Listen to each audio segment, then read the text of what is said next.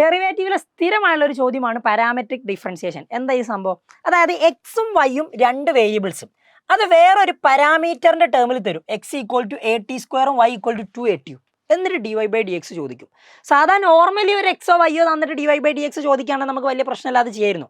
ഈ കേസിൽ നിങ്ങൾ ചെയ്യേണ്ടത് ഇവിടുത്തെ പാരാമീറ്റർ ആക്ച്വലി ടി ആ, രണ്ടിലും ടിയുടെ ടേമിലാണ് ആ ഫംഗ്ഷൻ ഡിഫൈൻ ചെയ്തിട്ടുള്ളത്. അപ്പോൾ നിങ്ങൾ നോക്ക്, dy/dx കാണണമെങ്കിൽ വളരെ സിമ്പിളാണ്.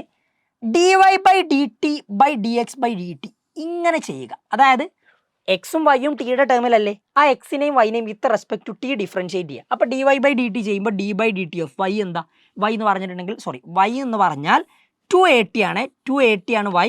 എക്സ് എന്ന് പറഞ്ഞാൽ AT സ്ക്വയറും. അപ്പോൾ അത് ഞാൻ ഇങ്ങനെ തന്നെ എഴുതി.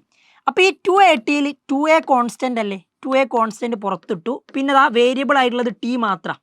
ഓക്കെ, അപ്പോൾ d/dt ഓഫ് ടി എന്താ 1. അപ്പോൾ 2a × 1 നമ്മുടെ ആൻസർ എന്തായിരിക്കും 2a.